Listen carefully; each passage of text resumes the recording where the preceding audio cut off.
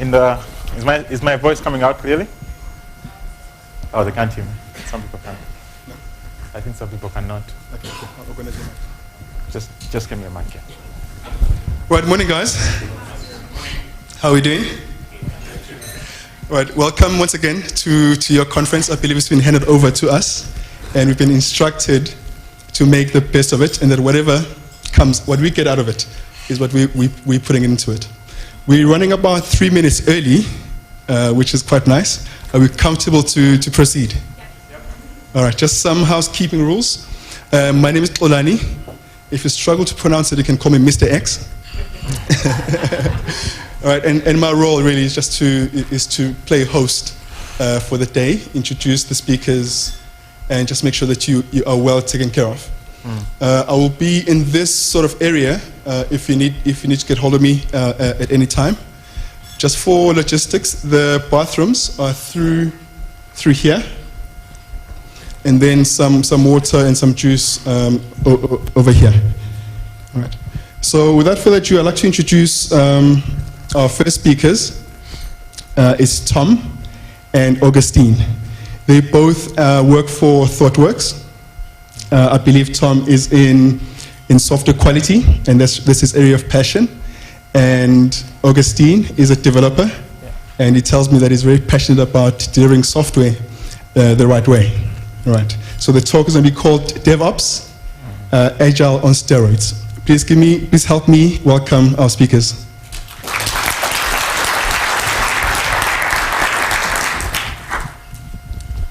Yeah. Good morning, everyone. Thanks for being here at Agile Africa. I hope I'm not messing up because I have 2 microphones. So yeah. So the title of our talk is DevOps, Agile on Steroids. Who here has heard of the word DevOps? Oh, that's a good number. Does somebody want to dare explain what you think DevOps is? Just one person. Nobody? Come on, guys.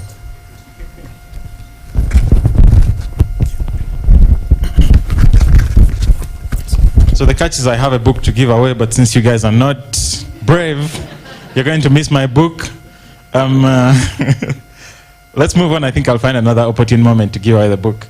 So we probably heard of DevOps, and we saw many hands go up when I said when I asked the question, and probably each one of us in this room has their own opinion of what they think DevOps is. My colleague Tom and I, we think that DevOps is just really Agile on steroids, right? And so the purpose of this talk is we're going to try and explain why we think DevOps is Agile on steroids. We think that DevOps really, the things that the DevOps movement stands for are the things that when we do them as organizations, we'll get the best value out of being an Agile organization. So that's really what we want to talk about this morning. I'll give Tom to take it away.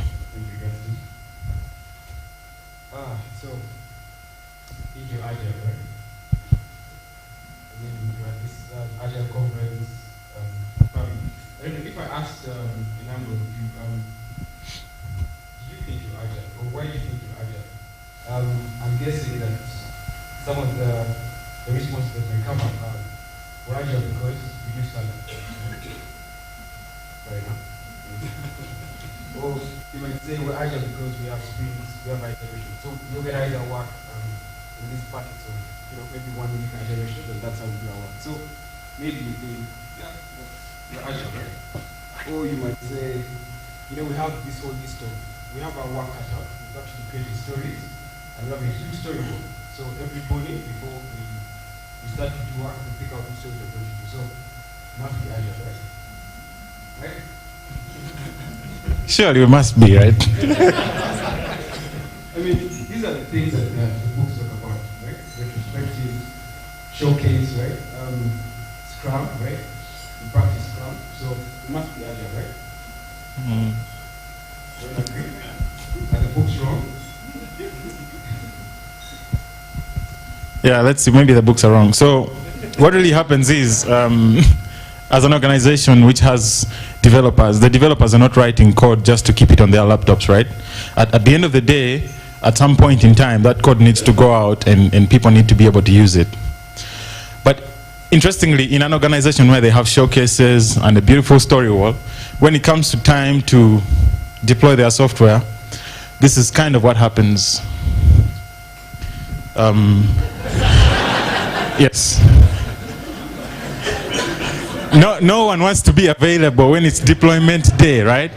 There's a huge ceremony, and it's a huge ceremony, but no one wants to attend that ceremony, right? We're all running away. And really, the issues are because no one really knows how to deploy, right? It's a very complex process. It requires too much context, right? As in, ideally, there is this ideal set of steps to deploy a Rails application, but for our particular app, there is these are the unknowns that need to be known by whoever is doing the actual deployment. So deployment is really painful to us. But we have a story wall, and we have sprints, and we have iterations, and so, right, we're agile, right? Our servers are very complex. Yeah? We're agile, but we can't deploy. Exactly. Agile, but we can't deploy. Right, so if we cannot deploy software, then we cannot beat our deadlines, right? Because if it's going to take us 3 weeks to deploy, then if the deadline was today, we're deploying in the next 3 weeks, and therefore we are way ahead of deadlines. And one of the problems that could be causing that is probably our processes are too complex to allow us to actually be able to beat our deadlines. And processes, when I'm talking about processes, I'm talking about processes from 2 standpoints: the organizational processes themselves and our actual own tech processes as delivery teams. So deployment is one of the processes, for example. If it's too complex, it's always going to stand in the way of us shipping value to our users. If the organizational processes are really complex, then they're always going to stand in the way. So those are some of the things that we are seeing. But I mean, on top of that, we have this cosmetic implementation of the agile practices, right? Change is a very, very difficult thing to talk about. We have a wonderful story wall, but really what we did is something like this. So we did upfront analysis of everything. We have all our requirements listed down, and so then we basically design a beautiful story wall around those analysis. Around those requirements, and so. We don't want to hear that the client said, maybe we should change this to this, because it's a very hard and complex discussion to have, right? Because if you want to change that, then what does it mean in terms of deadline? You know? So it's really hard to listen to such kind of conversations. But at the back of our mind, we think, we must be agile because we have a stand-up, because we do Scrum and, all that kind of stuff. But one of the most interesting things is that from a business perspective, if we always think about things from a business perspective, why is the organization here? That's a question we always want to ask ourselves. What's the mission for the organization? And if you look back at some of those things like the mission statement, you find the big vision. We want to be the market leader. We want to have the greatest percentage of the market share. We want to be the ones who are innovative. If there's a new idea in the market, we want to be the ones who are bringing that idea out, all right? But if we cannot deploy, then we cannot get out the latest ideas. So the problem that comes is that we are not actually meeting our vision of being disruptive in the market because our process is hindering us. So we're not able to be disruptive. Also, the other interesting thing is that we make decisions that are not data-driven, right? And so if we do not have insight of what's happening with our products that are in the wild being used by customers, we cannot be innovative, we cannot be disruptive, because we are not basing our decisions on real information, okay? So if the process that we are using does not give us insight into what is happening in the market, then we are not really able to solve real problems. We just sit and brainstorm ideas and build a product around our ideas, and then we ship the product, and that's the end of the story, right? And somehow we hope that it's going to work. I think this is kind of like what Aslam was talking about of we bring a process, and somehow we hope that by some sort of magic, we're going to get to being the most innovative organization. So one of the other things is that we are noticing is that our clients are not satisfied always, probably because we're not meeting our deadlines. Also because when we release software, when we finally manage to actually release the software does not really meet their requirements. So it's not really solving the actual problem that they need to solve. I had a conversation with with a friend of mine who works for an insurance organization, and they were telling me about, so they also do investment consulting, and they were telling me about how they're using two systems. Basically, one system for the portfolio owners, because the system works well for portfolio owners, but then it doesn't work well for people in the back office. So they needed basically two systems, one that is well built for portfolio owners, and another one that's well built for the back office, but just to do one thing really. So this is kind of a problem that clients are really not satisfied, because we cannot really ship software that is meeting their actual problem. But we are saying that we are an agile organization. Okay? So let's see what's happening. Yeah, so that's interesting. I mean, we're agile, we're doing all these things, and then we're going to deliver. I guess for me the big question then is, where did we go wrong? Where did we go wrong? I didn't have an answer to that. The design of that. I need to teach a book. For that. The brave people get books, so please don't shy away.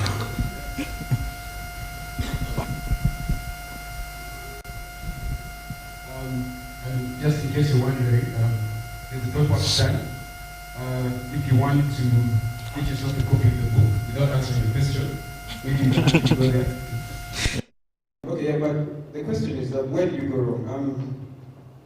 Maybe this is actually what happened. We fell victim to the single-footed syndrome.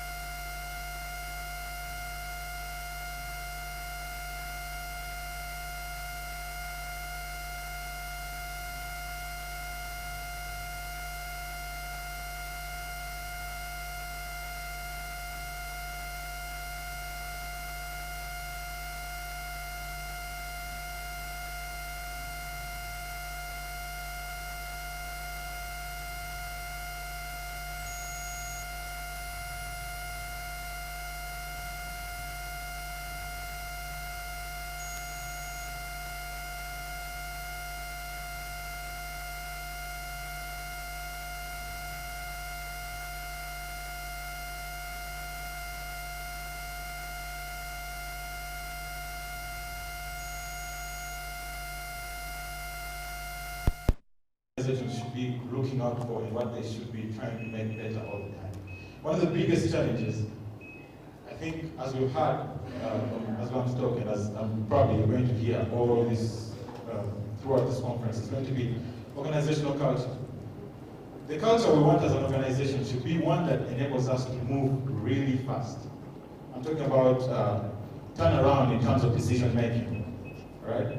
So we've had examples of a team that worked at a particular organization where they had to attend close to 3 or 4 meetings to be given infrastructure.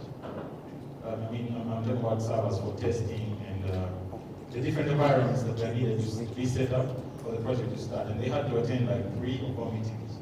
That kind of culture does not allow you to move really quick. When we talk about culture, how do we work? When we are in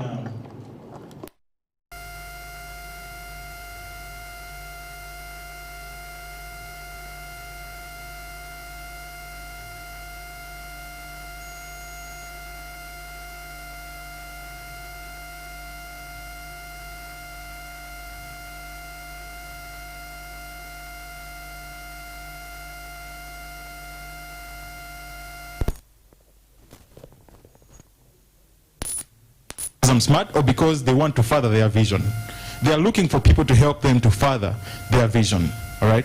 So if we think about things from that perspective, then it kind of eliminates the notion of us against them. I'll give another example of an organization we worked at where these people had a brilliant idea, and they believed that because they had a lot of market data, they believed that if this idea was implemented, I'm not going to go deep into the details of the idea, but they believed that if it was implemented, they would get a very, very good share of the market. And they wanted to be first in the market because many other competitors would probably come up with this solution at a later point in time. But one of the challenges they had was that when we worked there, we were trying to help them to figure out a roadmap and a release plan and how they would go about implementing this solution. One of the big challenges they had was that they had to internally convince a certain committee that this idea would work, right? So this committee is not on ground. They have no idea how this part of the business works. But then the guys who know how the business works need to go and convince these other guys seated up here that this thing will work, all right? So one of their biggest challenges and one of their biggest visions, they wanted to be fast to market. But then how do you get quickly to market when you have to convince a bunch of people who are seated on a board that this idea will work? That's culture. And we need to eliminate the notion of it's us against them, because what I felt was this team down here who were working with data and ideating and generating ideas, they felt like when we go there, those guys are going to bash us. So that's usually the culture in organizations. It's us against them. But if we look at why the organization hired us, they hired us to further their vision. That means we are all on the same team. Different stakeholders, different skill sets, different responsibilities, same team, trying to achieve the same goal. You want to be thinking like that, because when we think like that, we shall be able to move forward. Teams need autonomy, right? Teams need to be given a level, at least they need to be able to make decisions to a certain extent, so that we don't have to set up 5 meetings to get a decision done. Communication, how do we communicate, right? Do we have to set up meetings and invite people to come and attend 5 meetings, right?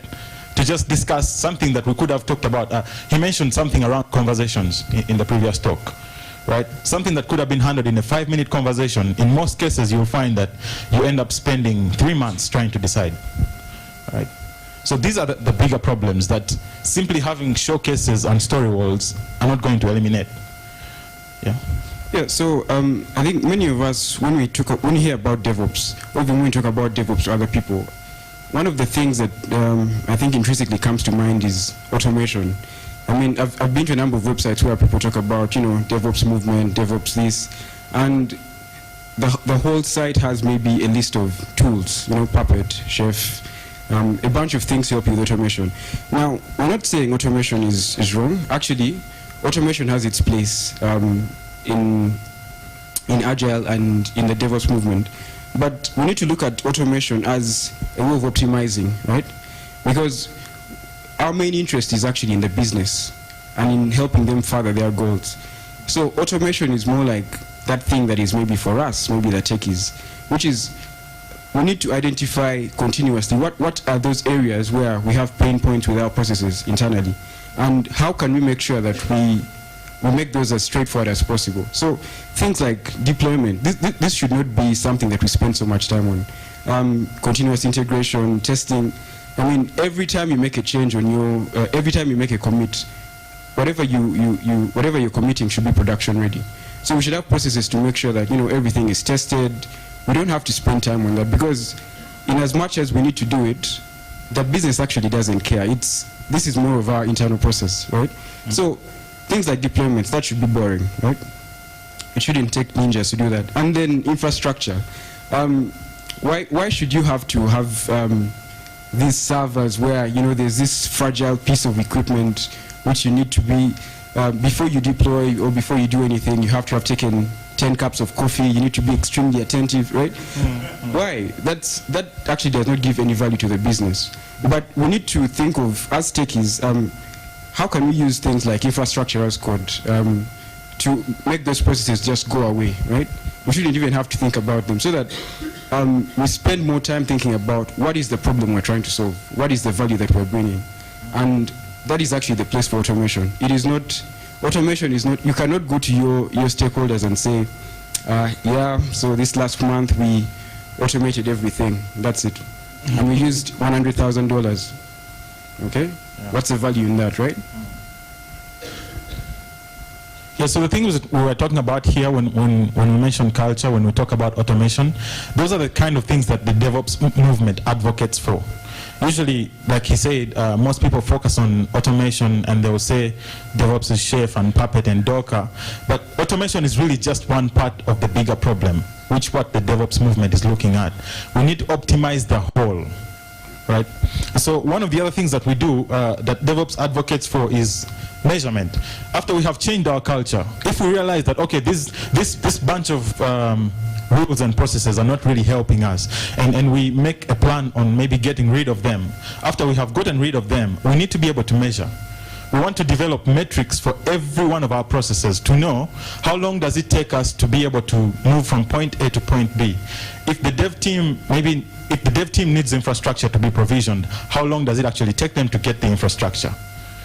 Why do we want to do that? Is then we have data that we can use to make decisions.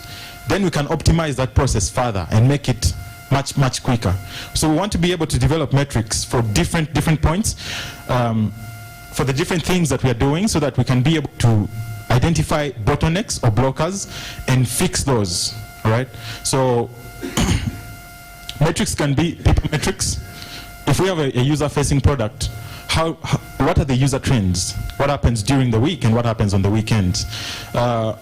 It could be metrics around performance. If our product is in production, we've deployed it. What's actually going on? We need insight on that kind of information, because this is the kind of stuff that actually helps you to become a disruptive organization. When you have insight into this kind of information, then you'll be able to make decisions that will help you to move forward. This is where innovation comes from. When you have, I'll give an example. Assuming we are a shopping center and we've built a shopping website and we deploy it, so we measure. We want to know during the week what are the shopping habits. So if we find out that during the week people are shopping less than they shop on the weekend, there's a business question to ask. Why is it that they shop less during the week? Maybe we can solve a problem that prevents them from shopping during the week. So we are talking innovation, we're talking disruption in the market, all right? So you want to be able to measure. And when you measure, you want to share back that information. After we have measured, we get results. So we find out that our decision-making process takes this long. Then we want to go to the people who are involved in the decision-making and find out, is there a way we can further optimize this down? Is there a way we can cut down this time? So that we want to be able to move fast and be quicker to market, release our ideas really fast, be ahead of our competitors. So we want to share. We should be sharing data points of interest to different stakeholders. Business will be asking different questions of the data. When you rolled out that new feature, how many sales did we make? the dev team will be looking for different information. I mean, for different points, like what's the performance of our site? When people come to buy, when somebody places an order, how long does it take them to actually get, how long does it take for that order to get processed? That kind of stuff. One big advantage of sharing is we get to eliminate specialists on our team. We don't want to be in a place where there's only one guy who knows how to do that one thing. We want to be in a place where knowledge is shared on a team, which kind of reduces what we like to call the bus factor. Meaning that if the guy who knows how to do the thing gets knocked by a bus, business should be able to continue, right? So, as an organization, you want to be here. This is where you want to be, right? You want to be optimizing your processes. Then you measure the performance and then share that information and then optimize further. That's why it talks about continuous operations. It's not just automation of server infrastructure. It's continuous operations. That's what DevOps really talks about. We want to be able to optimize every process so that we can move really quick. And that way we shall achieve our vision as a business. So this is where we want to be. We want to be able to measure, share information, optimize, and keep doing that process continuously. All right? Yeah, so the DevOps Manifesto. Well, this is not really anything new. It's just reiterating that DevOps is not a certification, right? It's not that thing that you're going to have on your as a title, DevOps this or that. It's not even a role. Or the set of tools that we've had so many people talk about, Docker. I don't know why, Docker, chef. And it's not a prescriptive process, right? So you can't say that this is how you do DevOps, right? I think if you just remember what Aslam said, when you're looking at, let's say, transformation, everyone has their own journey, and that journey is different. And this is one of the things that DevOps is trying to say, that there is nothing prescriptive about this process. You actually need to consider the specifics of each person, each project, as you look at implementing these things. And well, you could say, we picked a few things from the DevOps Manifesto that was developed by J.S. Hambo. It talks about DevOps not being about the relationship between Dev and Ops, about cross-functional teams of organizational silos, and automation over documentation, right? But I think for us, one of the things that really stands out about DevOps, and I think the way we need to actually be looking at it, is DevOps is about products, not projects, right?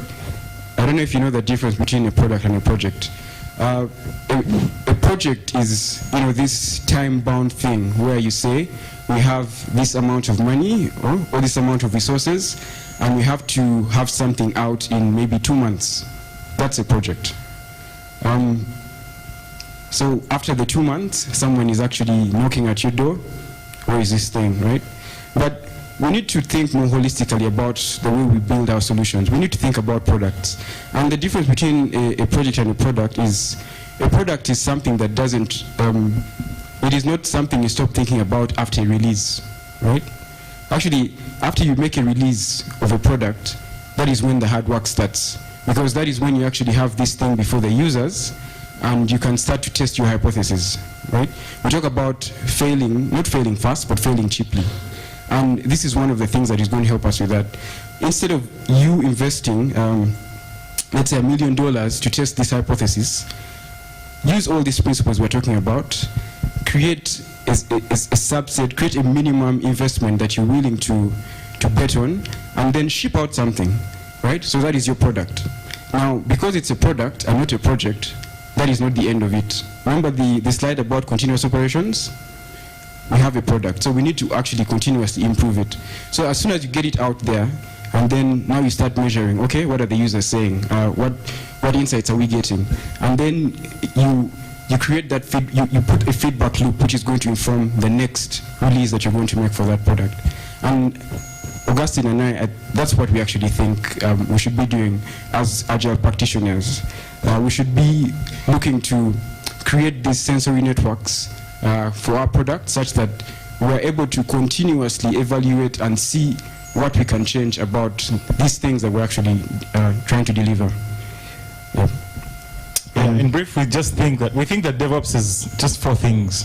Culture, very key part of the process, because if the culture of the organization where you work, if they won't allow you to automate, you will not even be able to automate your servers anyways. So culture is very important. Being able to automate our processes whenever we can. Then we need to measure how are our processes performing, the new things that we brought in place, how are we working, how are we performing.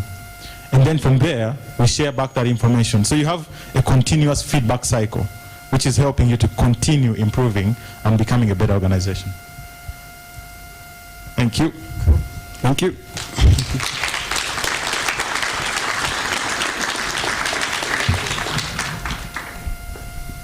All right, thank you very much, Tom and Augustine. We've got about 3 or 4 minutes, which is pretty great time to have some questions. Hi, Tom, Augustine. Quick question. Why are you passionate about DevOps? Thank you. Should I respond? Okay, go first. That's a very good question. So for me, why am I passionate about DevOps is because usually what we think is the problem, in most cases, ends up not being the problem. I'll give an example even back from where I work. Even internally in ThoughtWorks, when we are having conversations with people, we end up hearing the same thing over and over again, or at least personally. I always hear the same thing. When you say DevOps, people are saying Chef, they are saying Puppet, they are saying Docker. But I feel the real problem is the culture. Right? I feel the real problem is the way business is actually going about doing business. All right? So the reason why I'm passionate is I want organizations to know that if a process is not changed, simply adopting stand-ups and saying, okay, let's hire a Scrum Master, let's have iterations, is not going to solve any problem. I don't know whether that's a good answer to your question. I could also respond and just say, personally, I'm actually very passionate about things around automation and just making tech processes much more efficient. But like Augustine said, I've been on projects where that is not even something that you're going to be allowed to do, because no one is actually, there is no time for that. People, the stakeholders are more interested in what value are you giving us, right? So when you tell them that there's this new thing that we can do where when we spin up servers, we have your whole infrastructure in maybe 5 minutes, that doesn't make sense to them. What they need to know is, so that thing that you're going to do, that bubble, how much more money is it going to make me, right? Or how many more users will I be able to get? So at least for me, I found that it's important for me to understand these things, and that's kind of where that passion comes from. I hope that makes sense. Just an observation. Yeah. Passion that comes from being successful, finding effective earlier. What you've done in the environment that you can be successful. Yeah, that's true. Okay, we'll take 2 more questions. All right, I see that there's the one hand there. We'll take you, sir, and then we'll conclude with you at the back there. Sure.